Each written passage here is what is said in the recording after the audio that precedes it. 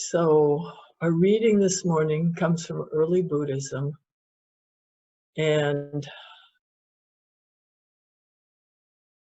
I'm still kind of shaking with the fact that we've had our first COVID-19 death in our broad community. And so I offer this. It's called the 5 Remembrances.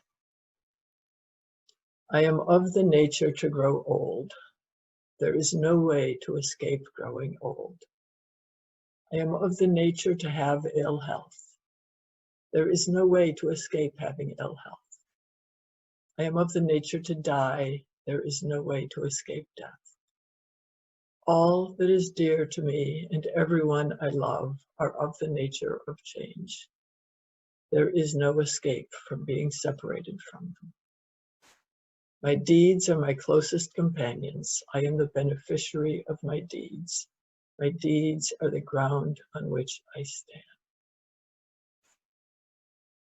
And these remembrances are a practice to help people not get caught up in wanting things, and a reminder to devote themselves to spiritual practice, which begins with action. So this is our Earth Day service, and it's 50 years since the first Earth Day, which I attended with a baby girl in the gymnasium at college. At that time, there was so much enthusiasm and hope and energy, and also anger. Zero population growth was pushing the people should just have 2 children. Gaylord Nelson said, the economy is a wholly owned subsidiary of the environment. It seems lifetimes ago, but it's all still true. If then I had even remotely imagined that we'd be here now, I think I would have done something. But I trusted that somebody else was going to do it. And I trusted technology. I wish I could have that simple trust back, but reality has gotten in the way, and we're now paying the price. We didn't say no to things that didn't work. And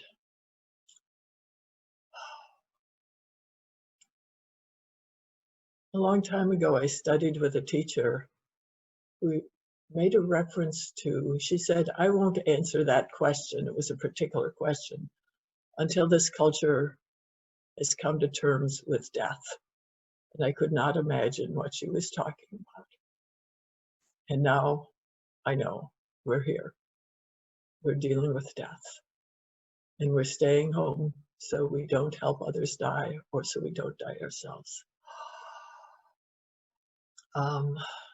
Yeah, life and death have always been here.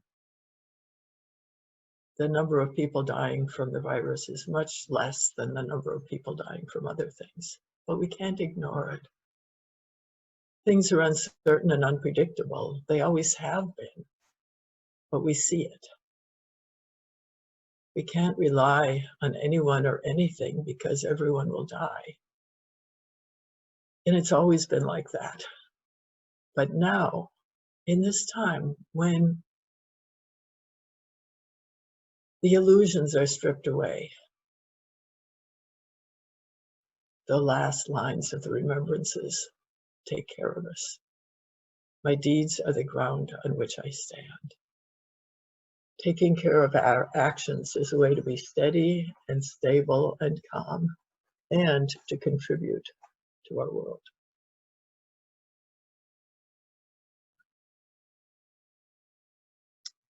So the coronavirus focuses on the lungs. In Chinese medicine, lungs are grief. Grief is frozen sorrow. Etymologically, it's got a quality of piercing sadness and an association with injustice. So I was thinking about lungs and grief and our collective sadness. What is it that we are mourning? because what I see here is a whole people, a whole world of people mourning with our own bodies. What are we mourning for? We're giving up entertainments, not always happily, and we're considering how to care for each other and how to survive. We're mourning with our lungs, our coughs, and our fevers. So what are we mourning? Well, some things are obvious. Poverty, the increasing violence against immigrants, against people of color, against certain religions, against trans people. You know, some people are chosen to be targets. There are chronic illnesses now that are clearly related to environmental factors. We don't know what kind of future we have. That was true before the virus came. Now it's in our faces. What kind of future will our children and grandchildren have with climate change? Now add the virus. In my life, I have drunk water directly from a lake or river. In my childhood, I was safe to grow up roaming in the woods.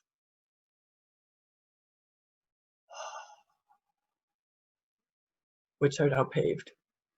Those particular woods are a development. And so we all have specific things that we have lost or that we expect to lose, which is what the Buddhist teaching, it's the beginning of the Buddhist teaching. I want to go back a little further below those specific losses. I want to say our core grief is that we don't trust the world in which we live. Adam and Eve in the story lived in the garden and had everything they needed, but they wanted something else. They wanted knowledge. They wanted to be like gods. And because they wanted to be like gods, they were thrown out of the garden. And thus, they had to work. And we have to work. It's like we're orphans. We've rejected, trying to be God, we've rejected God. Trying to understand everything, we've thrown away the mystery. And I think that our core grief in this culture is the loss of the mystery, the loss of what we can't know, the loss of the holy. This isn't that you and I individually deny that. It means our culture denies it. And so we, in terms of knowing the mystery, we're like people who've grown up inside of a box. We're cut off from most of life. Now, the results of living this way are the things that we have lost. Are less nature, more invasive bugs, more illnesses, more imbalance.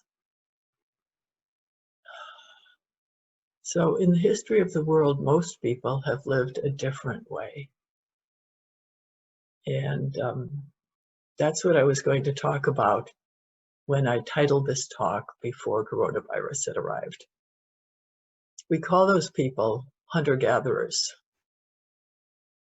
or pastoralists, or horticulturalists. It was a curse to be thrown out of the garden to do agriculture, but it was also a natural result. And Daniel Quinn invented the phrase living in the hands of the gods to describe that way of living. In the hands of the gods, you are part of a community that includes more than just human beings. Every member of that community takes care of every other member. You have a right to exist, and so does everyone else. You compete with the others for food and space, but you don't wage war on them. And this works. It has worked for millennia. Humans lived well that way. There are no guarantees. Individuals will die. If there's a drought or a flood or a blizzard, some people die, just like some animals, plants, and trees die. But as top predators, those humans, the hunter-gatherers, lived by culling the old and sick from the herds of other animals around them, and by gathering the surplus of plants, and by carefully maintaining the well-being of the host population for both of those groups. I remember something said by an Inuit who lived in the Arctic, and he said, "It's abundant here. It's easy here." Now, someone I actually met said, well, sometimes people die, which is very obvious there.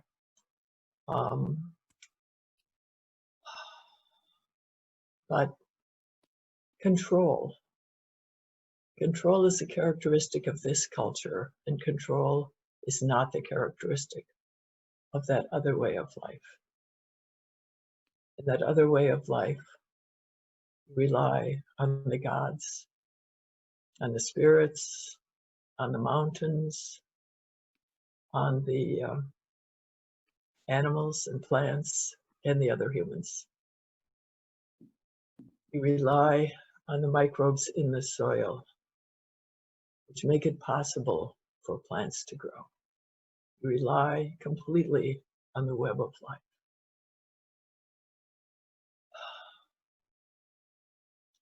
The Menominee tribe in Wisconsin has managed a forest for timber products since 1860. That forest is healthier now than when they started. Human beings know how to do this. We do know how to live in harmony with the rest of the world. It's our culture that doesn't know how to do this. And some people in our culture do, and some of us are listening to them. They give talks. They give TED Talks, they give talks at pioneers, they write books, and the majority of us do not know. And this is our loss, this is our sadness, this is what I think we are mourning. We're orphans, we're outside of the family. And the tragedy is that just like the child who is traumatized growing up, we can't see the gifts of the world. We think we have to do it. A thing I've noticed with environmentalists, particularly with people concerned about climate change, is that when they say it's too late and we can't stop it and we're all going to die, which there's a whole group of people who say that, they are assuming that anything that is going to be done by humans.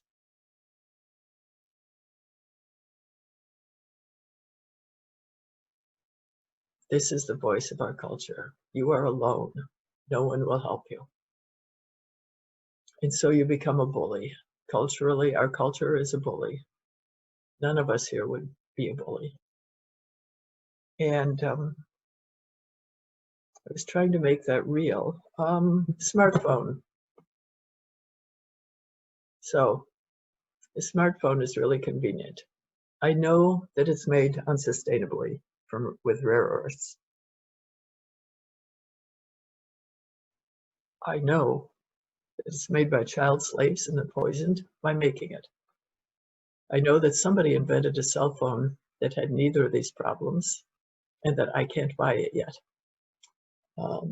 This phone exceeds the wildest fantasies of the science fiction that I read growing up. So there's grief. The hole in our society is the way that we rely for everything on the deaths of others. And we have to cover up this hole in order to go on with our lives. To use that phone, I have to not think about it. So the pandemic is helping us to think about this. Suddenly we have permission to be sad and to cry. To be sad about the people who are taking risks, to be angry at who does and who doesn't get help, who gets personal protective equipment. Pipeline workers have it. Hospital workers don't always. And some of us are stuck at home with a lot of time alone or getting to know our families better. Something is flowering as a result of being forced to be this way. And because of the mourning. So it may be that there will be big changes. After the Black Death in Europe, there were enormous changes in society. And a while later, there was the Renaissance.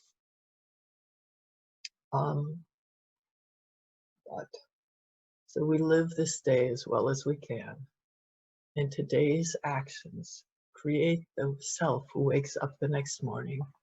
And today's actions of all of us, you, me, our families, our pets, the squirrels and birds, the little flowers and sprouts and leaves coming out, everyone's actions are creating the world of tomorrow. So I was going to list some actions I see people taking, but I see that even though I rehearsed, I badly underestimated my time. So I'm just going to close with this quote from David Abram, who is a philosopher and a beautiful writer. He says, "The animate earth around us is far lovelier than any heaven we can dream up. But if we wish to awaken to its richness, we'll need to give up our detached spectator perspective and the illusion of control that it gives us. That is a terrifying move for most over-civilized folks today, since to renounce control means noticing that we really are vulnerable to loss, to disease, to death, yet also steadily vulnerable to wonder and expected joy. For all its mind-shattering beauty, this earth is hardly safe. It is filled with uncertainties and shadows, with beings that can eat us, and ultimately will. I suppose that's why contemporary civilization seems so terrified to drop the pretense of the view from outside, the God trick, the odd belief that we can master and manage the earth. But we can't master it, never have, never will. What we can do is to participate more deeply, respectfully, and creatively in a manifold life of this breathing mystery we're part of." Thank you.